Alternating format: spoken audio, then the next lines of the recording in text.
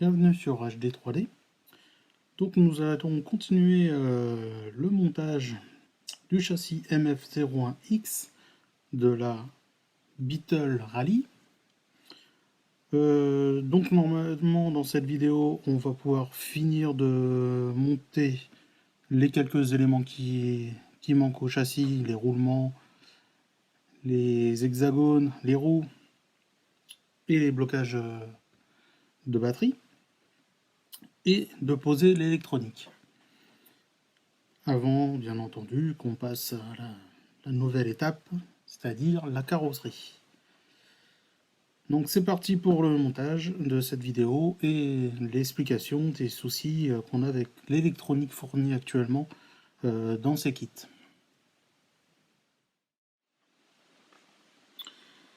Donc on va commencer par monter les pneus sur les jantes.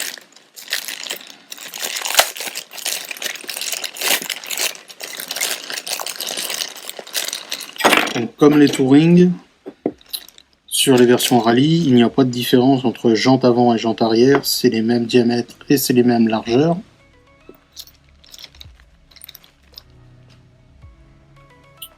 On va déjà séparer les jantes de la grappe.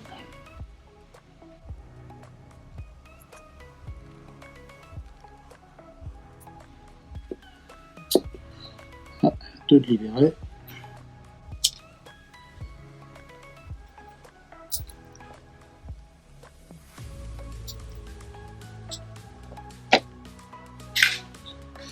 Et on va prendre les pneus. Là par contre des pneus rallye.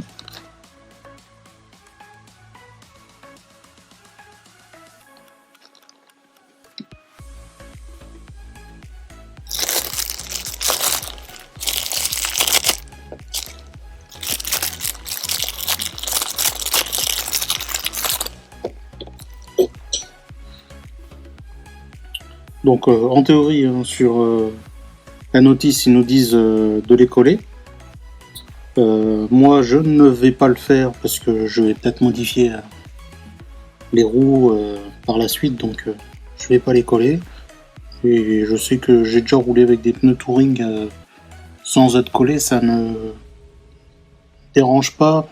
En compétition ça dérangerait, mais tout dépend en fait la résistance du pneu, si on met un insert, etc. Donc ce pneu là il a l'air d'être très mou, donc effectivement il y aura peut-être besoin qu'il soit collé pour qu'il ne déjante pas.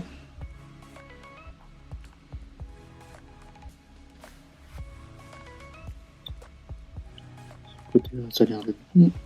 Hop.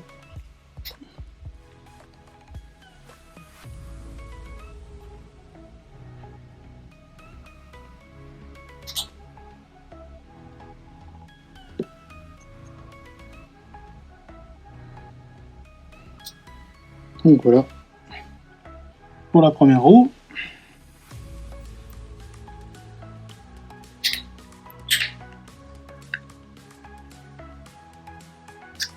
Donc en temps normal, on met la jante dans ce sens là, puis après on tourne la jante.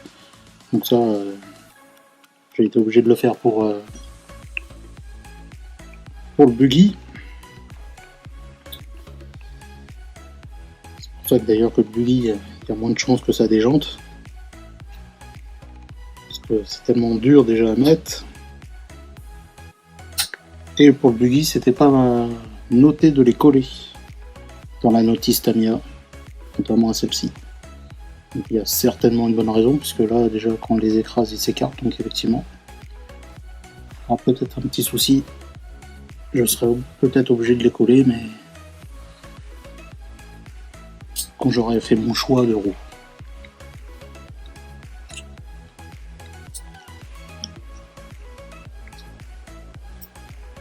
Parce que ces roues-là vont peut-être être utilisées que quand la voiture elle est en exposition. Tout comme certains éléments de carrosserie qui seront montés que quand je ne l'utilise pas. Et quand je l'utilise, je vais utiliser la carrosserie sans les parties qui peuvent casser et avec des jantes plus classiques touring, hein, parce que quand je roule, c'est pas pour la frime, c'est juste pour m'amuser, donc j'ai pas besoin que les jantes soient cohérentes par rapport au modèle.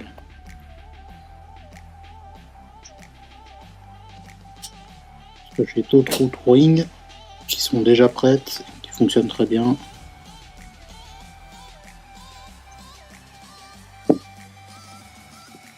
Voilà, on a préparé les 4 pneus, enfin 4 roues, pardon. On met ça de côté pour le moment. Donc normalement on aurait dû commencer par poser déjà l'électronique, mais vu qu'il y a un souci, je préfère l'expliquer après et donc déjà monter le reste du châssis. On va passer aux éléments qui posent des questions. Donc sur le châssis, on va pouvoir mettre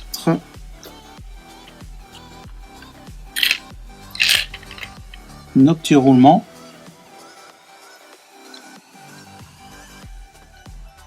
Donc au niveau des fusées.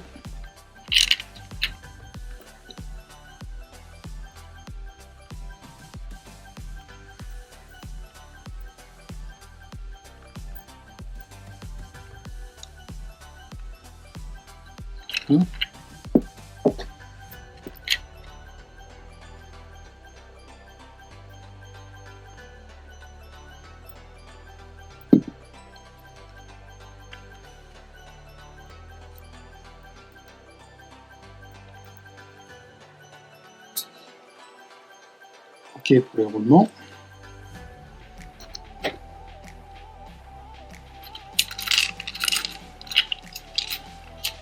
Donc là, on va avoir besoin de mettre les pins. Donc moi, pour que les pins ne tombent pas, je mets un poil de graisse.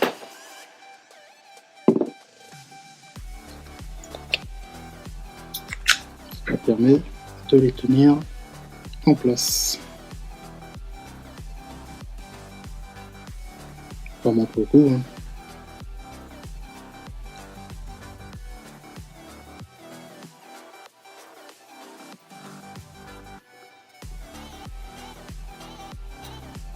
Voilà. On met un hexagone. Il y a la croix pour emprisonner le pin.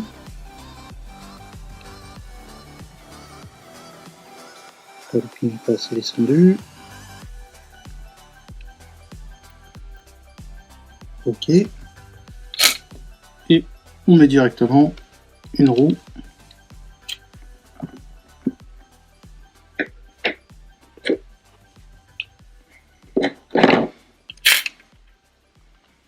Comme ça l'hexagone il ne va pas tomber.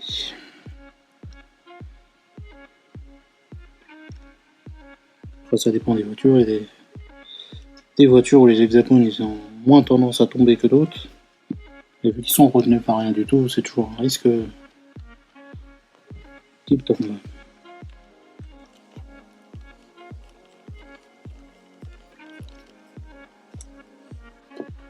C'est la même chose de l'autre côté.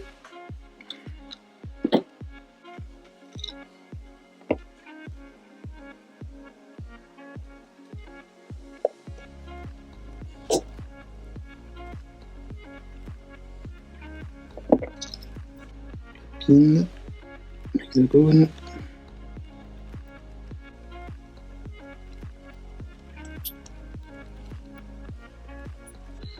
Un roue.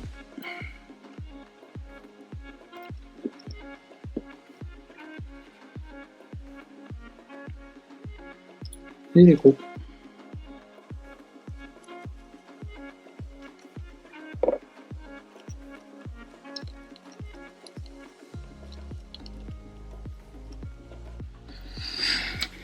Ça c'est bon pour le train avant. Bon, le train arrière.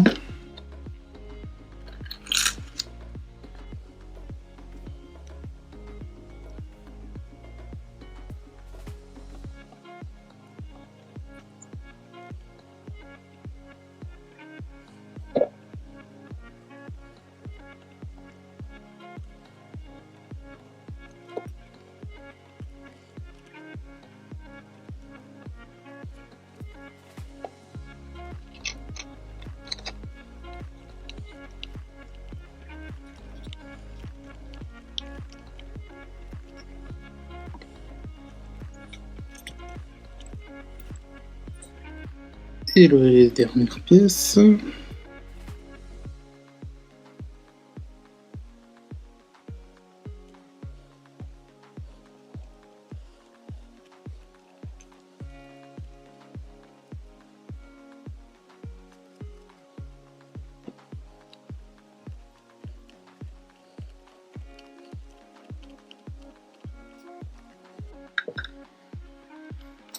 Là voilà, sur ces roues. Contre arrière très rebondissant par contre.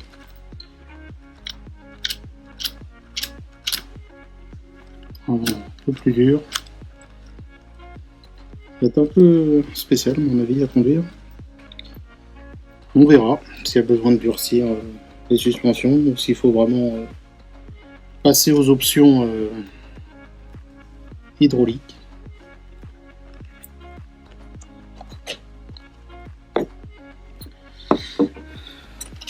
Donc les dernières pièces à positionner, c'est les blocs batterie. Alors là ils sont complètement droites les clips, donc je vais les tordre un peu, que ce soit plus facile. Ils sont très costauds en fait.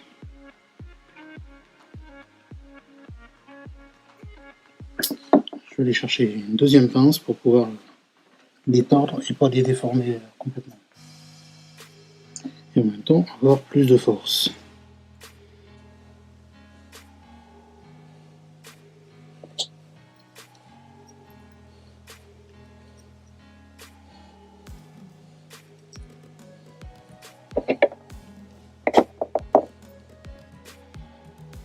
Voilà. On voit pas bien. Il leur envoie à peu près. Donc c'est juste pour pouvoir aller tenir le dessus pour le verrouillage. Donc je vais faire pareil pour la deuxième.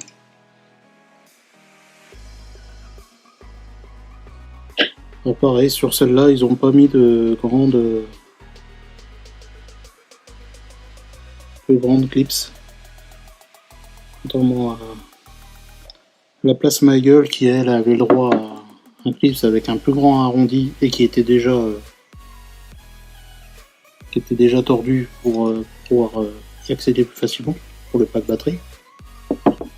Que sur celle-ci, ils ne le fournissent pas. Il y a des petites choses bizarres entre les différents kits. On va dire ça coûte pas plus cher d'avoir l'un ou l'autre. Donc on va positionner le bloc batterie. On passe le clips.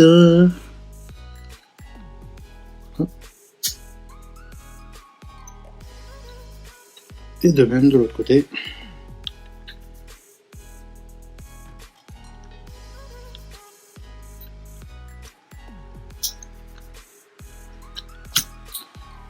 Voilà. Le châssis sans électronique. Sans électronique. Sans les deux morceaux d'électronique. Et complet. Donc maintenant, on va venir parler du souci qu'il y a avec l'électronique fournie en ce moment. Donc en ce moment, c'est des variateurs qui ne sont pas des Tamiya qui sont fournis. Donc c'est pas le même variateur que dans la Plasma Eagle qui a été fourni. Dommage parce que celui de la Plasma Eagle aurait pu être placé dans les logements contrairement à celui-là. Donc là du coup c'est un T2M qui a été fourni. Alors le souci c'est qu'on a un emplacement qui est prévu pour le variateur qui est ici. Ici c'est l'emplacement du récepteur. Donc d'ailleurs pour le récepteur c'est plus petit. Et donc du coup, vu la forme du variateur, on aurait pensé qu'il faut le mettre ici, comme ça. Sauf que le variateur, il ne va pas au fond. Il touche les vis qui servent à fermer le porte-batterie. Donc ça, c'est le premier problème. Deuxième problème, c'est qu'on a les câbles qui sortent ici, à l'arrière, et donc très proche de l'arbre de transmission. Donc si ça touche à force, ça va abîmer les câbles. Après, pour placer l'interrupteur, c'est vrai que c'est pas évident non plus de ce côté-là. Et le deuxième problème, enfin le troisième problème, qui est le principal à vrai dire, parce que ça encore on pouvait s'en arranger en mettant des cales, c'est la longueur des câbles. Donc celui-là, à la limite, on pourrait dire, ouais, en tirant un peu, il passe. Sauf que le jaune, bah, il manque quelques centimètres pour réussir à le brancher. Donc les câbles sont trop courts de ce variateur-là pour être branchés. Pour la Q, il n'y aura pas de souci. Donc c'est pour ça que je l'ai mis dans cette position-là, parce que dans celle-là, au moins ça gênait plus pour les câbles qui sont de l'autre côté, ils sont plus près de l'arbre. Sauf que ça va être encore pire pour brancher les câbles. Enfin, ça résout rien le problème de distance. Donc il va falloir qu'on trouve une solution pour utiliser quand même le variateur fourni, mais ça va impliquer plusieurs choses. Déjà, le centre de gravité. Déjà que sur ce châssis-là, contrairement à un châssis baignoire, les composants électroniques sont plus hauts. Donc on a rehaussé le centre de gravité. Déjà que la voiture est plus haute, on rehausse encore le centre de gravité avec l'électronique. Sauf que là, l'électronique va être encore plus haut. Parce qu'on ne peut pas le mettre dans le logement. Donc on va devoir le mettre sur une partie plus élevée. Donc on remonte encore le centre de gravité. Et pour pouvoir les brancher sans problème, il a fallu même carrément décaler le poids du variateur vers l'arrière, ce qui fait qu'on allège encore plus l'avant. Et comme je l'ai fait remarquer, l'arrière était déjà bien rebondissant, donc mettre plus de poids sur l'arrière, je ne sais pas si ça va être mieux. Et pour faire les tests, de toute façon, ça fausse les données, parce qu'on n'a pas le bon variateur, qui n'est pas au bon emplacement et qui n'est pas à la bonne hauteur. Donc ça va forcément avoir un comportement différent de celui qui a le bon variateur. Donc sur ce, on va essayer quand même de le positionner, mais avant tout, on va pas positionner ça puisque il y a surtout le récepteur à placer. Alors le récepteur, là c'est autre chose, c'est pas un problème du kit, hein. Ça c'est parce que moi je n'ai pas une radio moderne à mettre dessus pour le moment. Si je retrouve où je l'ai posé, il est là. Donc moi c'est une ancienne radio. Donc le récepteur de cette radio là, puisqu'il est à quartz, est beaucoup plus gros que les récepteurs actuels. Donc forcément, il ne rentre pas non plus lui dans le logement. Mais là c'est pas un problème de Tamiya, hein. C'est vraiment parce que moi j'ai que cette radio là pour le moment. Parce que je passerai certainement à un récepteur plus moderne par la suite. C'est juste que je cherche une télécommande bien spécifique et que pour moi on est en rupture de stock. Donc pas le choix. Donc il va falloir qu'on place le récepteur, on passe en antenne, dans l'emplacement qui est normalement prévu pour fixer les fils, et après qu'on passe l'antenne dans le guide d'antenne qui est ici. Donc pour ce faire, il va falloir qu'on mette plusieurs épaisseurs ici de collants, donc de scotch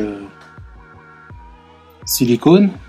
Donc il est un petit peu, il y a un peu d'épaisseur mais pas beaucoup, donc ça va faire beaucoup plus d'étages pour pouvoir le coller ici. Et après seulement on placera le variateur en fonction. Alors, je vais essayer le plus possible, une fois qu'il sera connecté, de le décaler pour qu'il soit quand même à sa position, à la position initiale qu'il aurait dû être. Donc on va faire ça. Avant de faire tout ça, je vais faire des tests hors caméra, donc en mettant mon accu, donc dans le logement en dessous, hein, il se met pas au-dessus, et connectant tous les éléments pour vérifier que tout fonctionne comme il faut. Parce que c'est pareil, cette radio-là, il faut que je vérifie que ça fonctionne. Parce que c'est une ancienne radio. Il y a toujours un risque que soit elle ne fonctionne pas comme il faut, soit qu'elle n'arrive pas à être compatible avec le variateur, ce que j'ai déjà eu le cas, que l'électricité donnée par le variateur ne permettait pas de faire la réception. Bon, donc ça, après ça m'est arrivé qu'une fois, c'est peut-être un problème du récepteur, je sais pas, mais je vais tester tout ça et je reprends la vidéo après. Donc j'ai bien testé mon récepteur, donc aucun souci, hein. Je vais pouvoir le monter. Donc du coup, pour pouvoir monter ça, donc là je vais être obligé de le positionner dans ce sens-là. Pour cela, du coup, il va falloir que je remonte le niveau ici. Donc on va faire un petit peu de bricolage. On positionne. Voilà. Le calibre à coulisse, hein, qu'on fait descendre la pointe dans le fond pour déterminer la hauteur. Donc là, il faut 9, 8,5. Donc je vais bloquer ça. Voilà, on a tout ça à rehausser pour pouvoir fixer. Donc pour cela, comme je disais, on va utiliser ça, mais vu que c'est pas très épais, on va faire en sorte des sandwichs. Quand je fais mes impressions 3D, je garde toujours mes surfaces d'accroche. Donc je vais utiliser les surfaces d'accroche que je vais découper au fur et à mesure pour pouvoir compenser les niveaux, mettre moins de scotch et aussi que ce soit moins lourd parce que ça c'est très léger, c'est aéré. Donc on retire ça.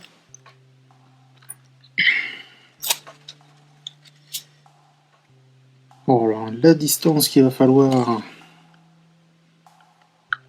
on n'est que à la moitié, donc jusqu'au 8.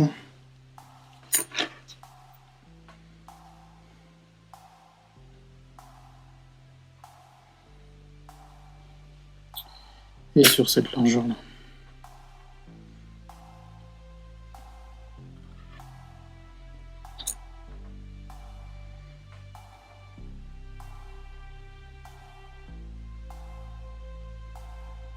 On va faire des bandes de cette largeur là. C'est pas très lourd, hein, donc il n'y a pas besoin de beaucoup de poids, beaucoup de collants pour retenir ce petit truc là. Surtout que ce scotch colle quand même très fort. Le principal c'est que ça bouge pas au niveau de l'antenne pour que quand il sera passé dans le passe-câble, que ça puisse pas tirer dessus. Donc c'est pour ça qu'on va le coller là.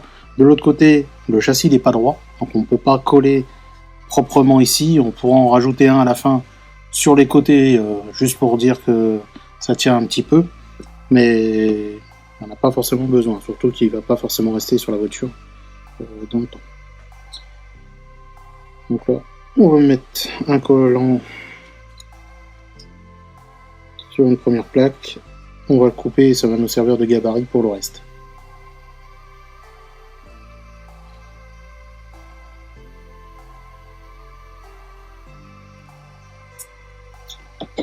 Ça, on va garder la partie scotchée pour pouvoir placer dans la voiture et regarder si la hauteur correspond sans prendre le risque que ça colle toutes les 5 secondes.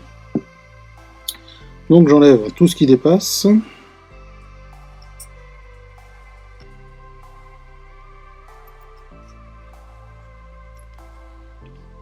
De chaque côté.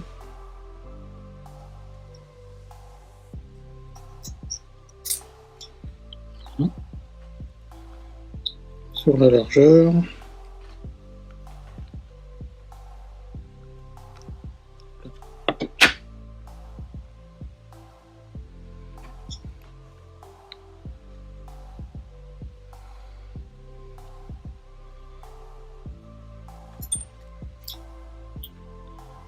Voilà, donc c'est cette pièce là maintenant qu'il va falloir épaissir jusqu'à avoir les 8,5 minimum, parce que s'il y a un peu plus c'est pas gênant, mais il faut surtout pas moins. Tac, on a de côté le variateur, le récepteur.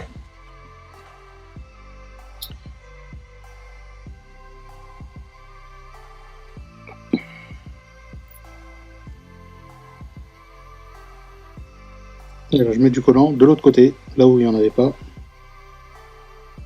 Donc, quand je dis du collant, c'est du double face silicone.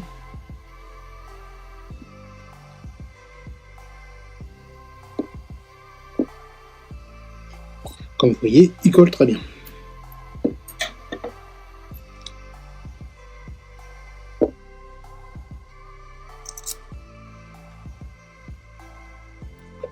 Donc, ça éviter des coupes inutiles en prenant directement une pièce qui a déjà la bonne largeur.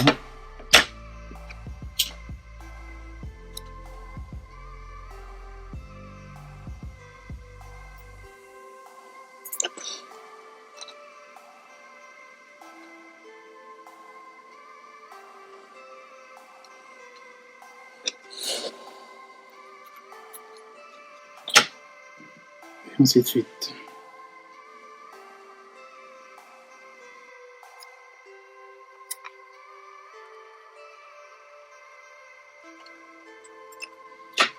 Donc là, avec 3 épaisseurs, on n'est pas encore à la moitié.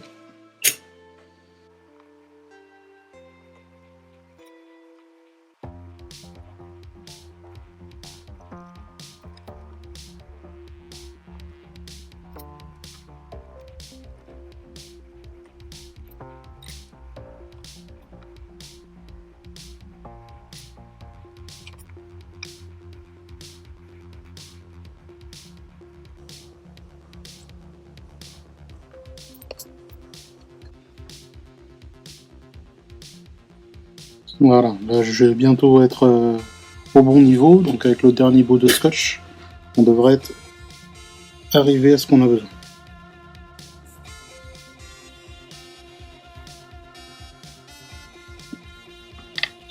Bien sûr, si on veut éviter de gaspiller du scotch silicone, même si ça vaut pas très cher, on peut le faire avec du simple double face et puis des bouts de plastique, ça marchera tout pareil, hein. Double face, ça tient déjà fort aussi. Moi je voulais juste du silicone, c'est pour que quand je vais voir le démonter, ce soit plus facile. Mais une au-dessus, une en dessous suffirait. Là j'utilise l'épaisseur pour avoir besoin de moins de plastique, c'est tout. Parce que malgré tout, ça va rajouter un petit peu de poids à tout ça. Donc là normalement je déplace ce que je voulais. Ouais. On va voir sur la voiture.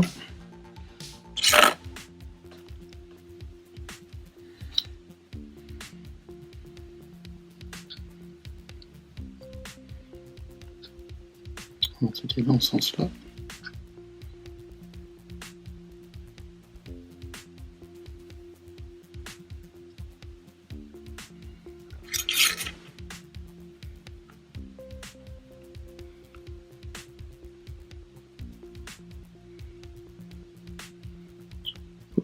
Là, ça devrait être suffisant. Parce qu'un bout de silicone passerait, je suis pas sûr, sur le côté. Non. Il y a trop d'espace. Au milieu, il n'y en a pas assez. Ça va être dur de définir où il faut s'arrêter.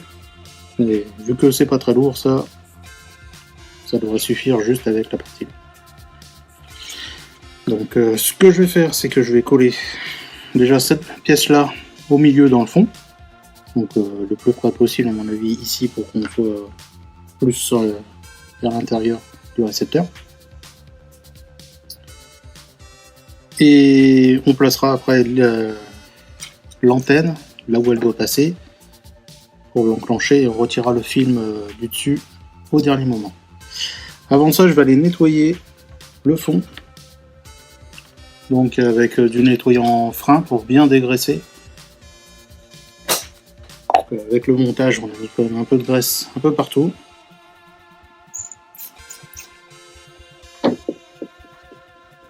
À force de manipuler, hein, on a toujours les doigts un peu gras.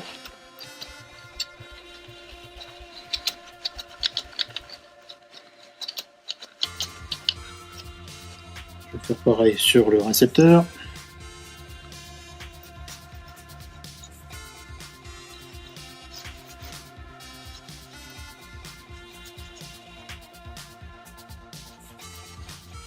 Alors, le nettoyant frein, c'est pas réellement nettoyant, hein, ça retire surtout les matières grasses. Ça va pas décaper une pièce, hein, c'est pas ça que c'est prévu.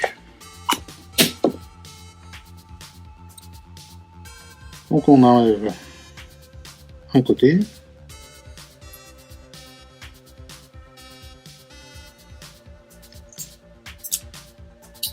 Hein. Et on va le placer.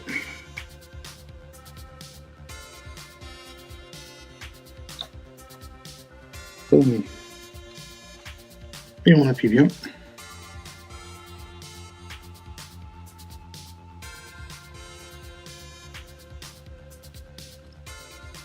Voilà. Donc là, on fait passer l'aiguille. Pas l'aiguille. Je fais pas de la couture là. L'antenne ici. Dans le guide d'antenne.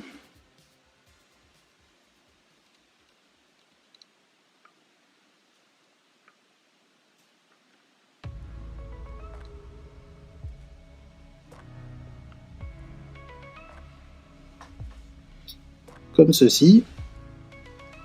Donc là, ça a l'air d'être bon. Donc pour l'antenne, on la mettra en place par la suite, hein, avec le guide d'antenne de couleur. On va décaler, enlever la première couche.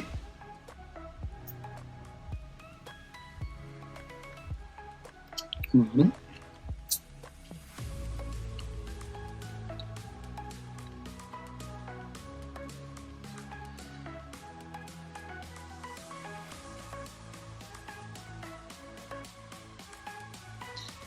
Et on met tous les centres, bien le centrer.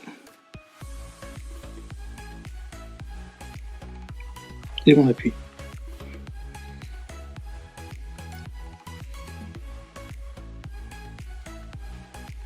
Voilà, le récepteur, normalement, il ne devra plus bouger, lui.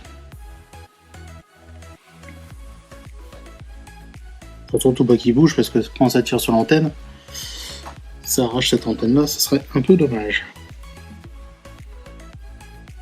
Bon, ça c'était la partie la plus simple, on va dire. Parce qu'il va falloir qu'on recommence peut-être la même chose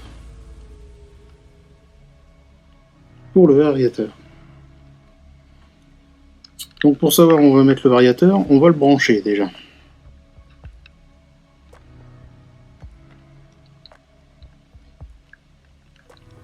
Bien la prise à fond. Alors oui, sur les variateurs T2M, le jaune va sur le jaune de chez Tamiya et le bleu va sur le vert de Tamiya.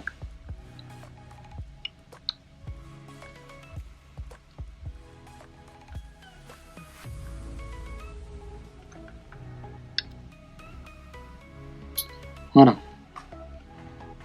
Donc là, si on veut pas que ça tire, l'idéal, il devrait être ici, juste devant le récepteur. Est-ce que je peux le reculer un peu pour le placer là où il devrait être?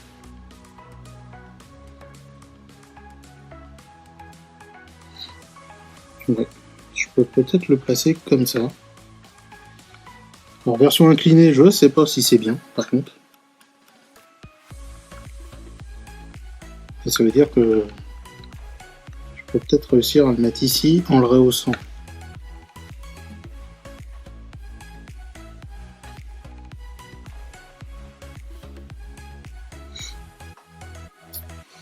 Là, c'est une bonne question. J'ai tout qui évite.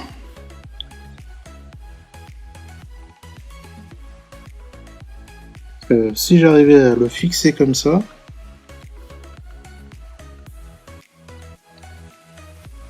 ça pourrait résoudre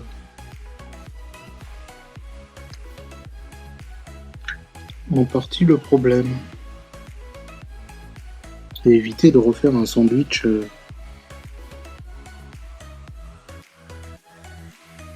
c'est-à-dire en gros mettre un collant dans le fond et un collant sur l'arrière ici du variateur et il tiendrait que sur 2 pointes. Là, je crois que je vais tenter comme ça, voir si le scotch double face sera assez costaud pour tenir le variateur dans cette position là. On va faire comme pour le récepteur, on va décaper le fond, le côté là, puisqu'on va coller aussi ici, et en dessous du... Enfin, pas décaper, dégraisser. En dessous du variateur.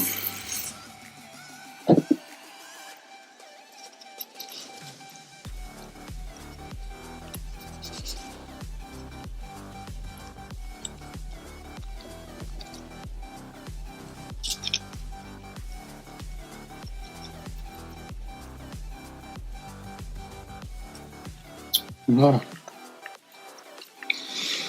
Alors, le scotch c'est sur la partie arrière. Un bon scotch.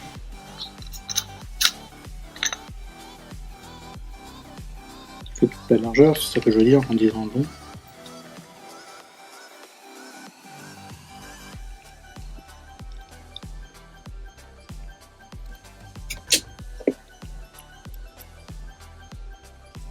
Toujours bien appuyé. Alors, en réalité, quand on appuie comme ça, c'est pas simplement l'appuyer pour qu'il colle, c'est que ça permet de le chauffer et de coller un peu mieux. On va le chauffer carrément. Hein, mais... Je vais essayer de faire une bande de la même largeur que je vais centrer ici.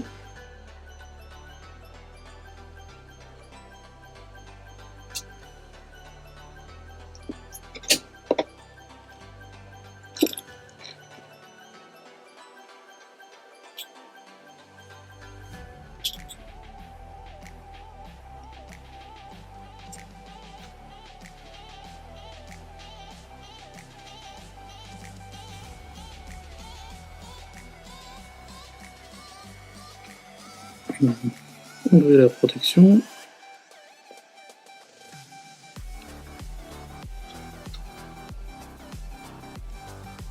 C'est déjà pas évident quand on est à hauteur normale, mais là.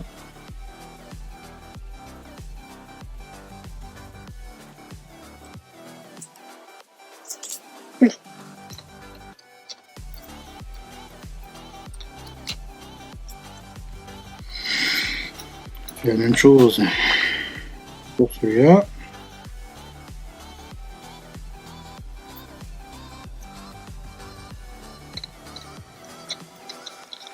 Rester statique, c'est chiant.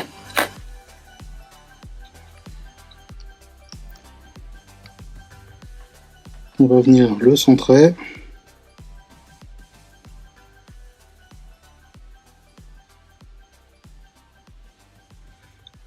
Et on appuie.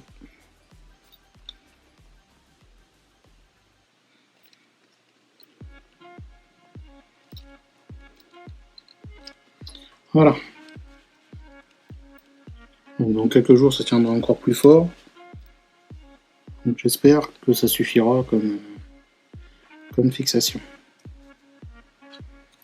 Bon, maintenant il va falloir déterminer où on met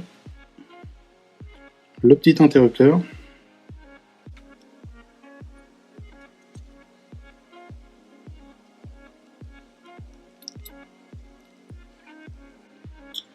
Un peu court pour être mis à l'endroit prévu. Je vais peut-être le mettre sur le cerveau.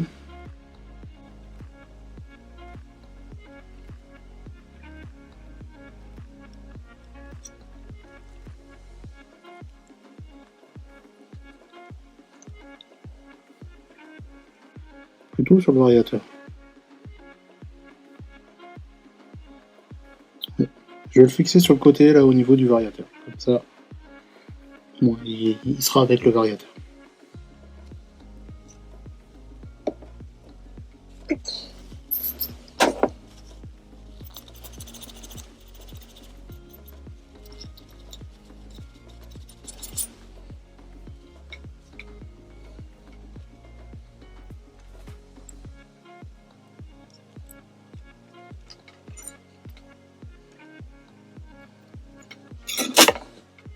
C'est vrai que j'ai pas pensé, mais au lieu de gaspiller tout mon silicone, j'aurais pu prendre les bandes fournies dans le kit de caoutchouc que j'utilise jamais.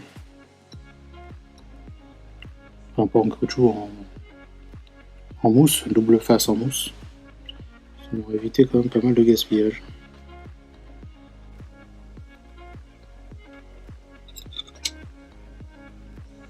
On enlève la protection.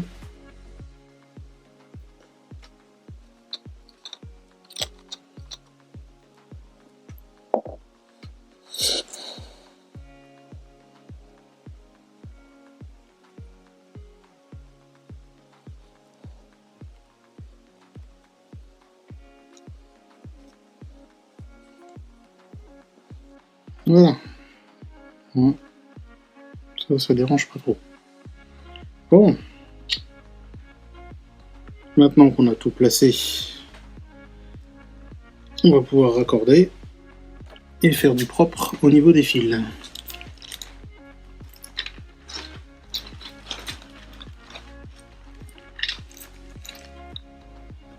Enlever les ponts de mousse, celle-ci. Et c'est vrai que dans la notice, on avait de la mousse un peu plus épaisse là, pour mettre au niveau des locales batteries. Donc ça, je verrai plus tard hein, pour caler la batterie. Parce que de la manière qu'ils ont mis, c'est pas en hauteur, moi que j'avais de la place, c'est en largeur. Donc. Je vais faire ça proprement, mais là hors caméra, puisque de toute façon vous pourrez pas voir grand chose. Ce que je vais avoir besoin par contre, c'est les petits colliers.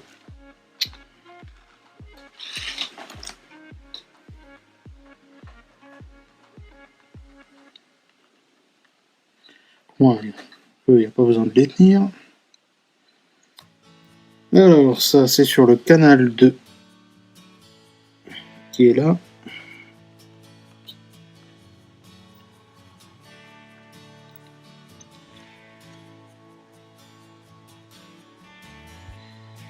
Là sur le canal 1.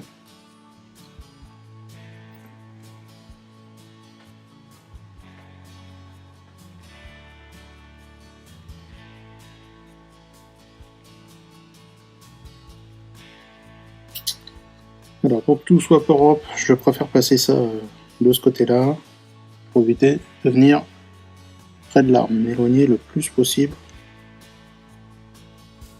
de l'arbre.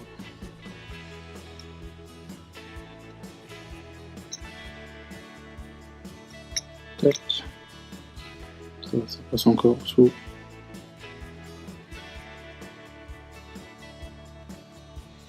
Interrupteur.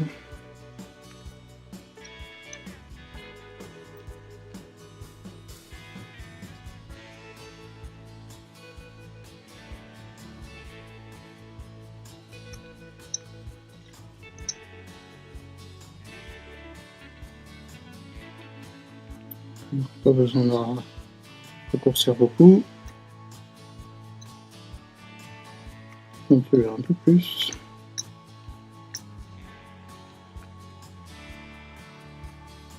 Comme ceci. Je vous montre après.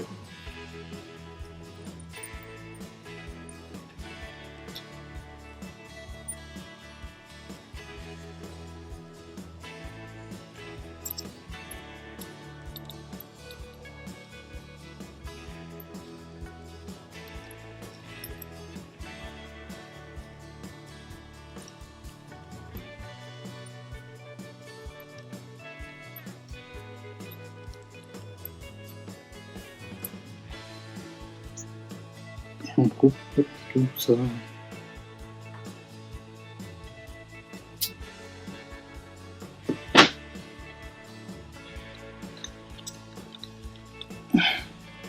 Donc voilà, je fais un petit paquet ici, comme ça ne bougera pas trop.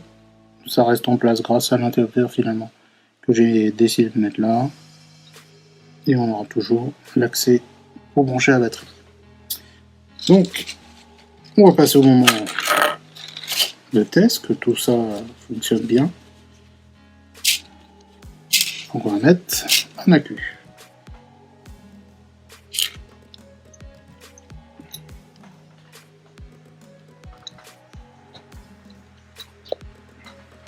J'ai en hauteur hein, pour éviter... Ah, j'ai oublié de mettre la réception. L'antenne. Alors, j'ai des antennes de différentes couleurs. Je voulais mettre la rose, mais finalement je vais peut-être mettre la orange par rapport... ce sera plus proche de la couleur de la voiture au final. D'origine c'était livré avec une noire.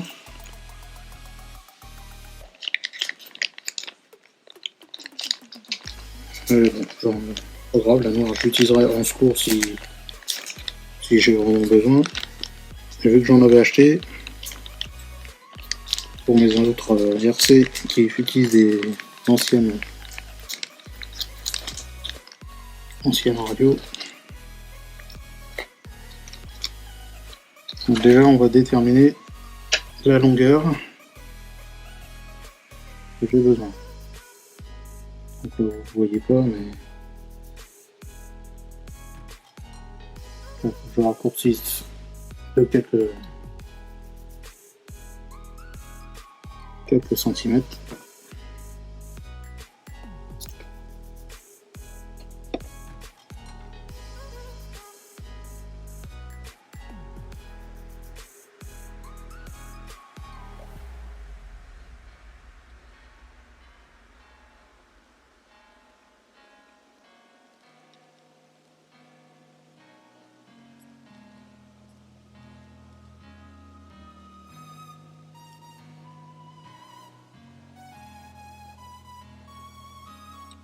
Voilà, presque à la fin, je ne veux plus.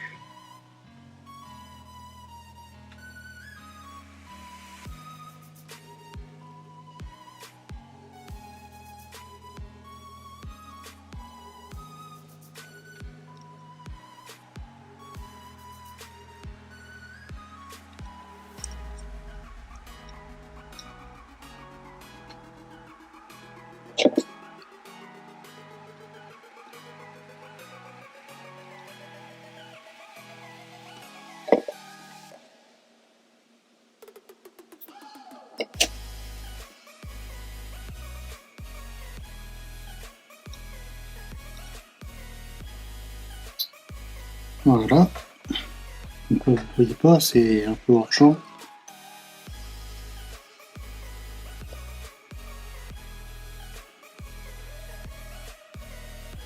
Le capuchon qui permet de tenir l'antenne pour c'est arrivé souvent qu'on perde l'antenne en roulant.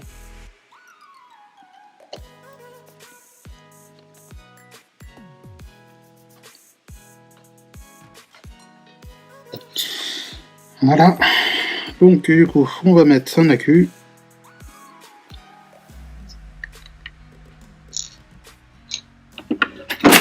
Donc, des classiques NiMH.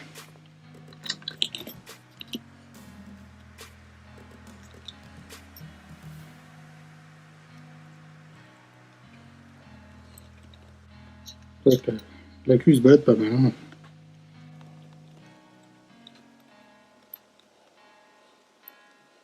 On connecte tout ça.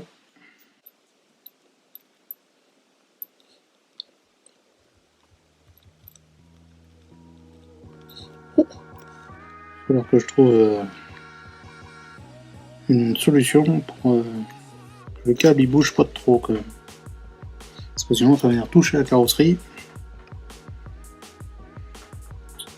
Bon. Donc on prend notre vieille radio. On allume ça.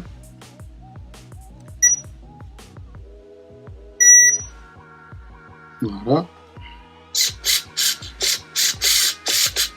Commande direction, pas de problème.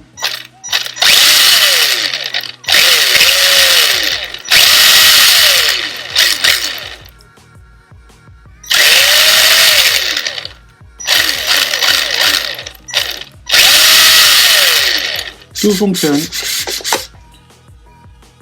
Donc, on va couper tout. Donc, le montage du châssis est maintenant fini. On n'en a pas pour autant fini avec cette voiture-là.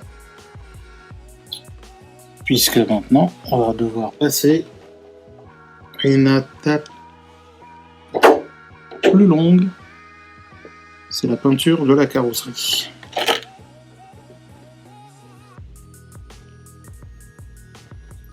Je vais essayer de la mettre dessus, mais je crois qu'il y a des trous qu'il va falloir agrandir.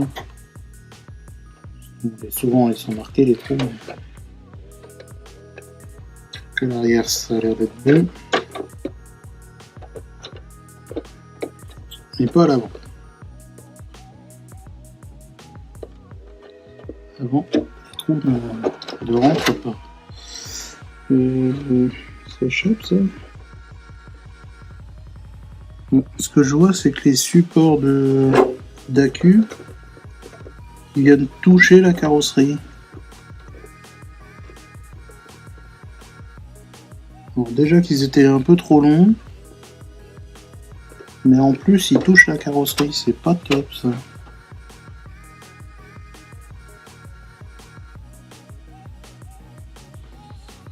C'est pas terrible.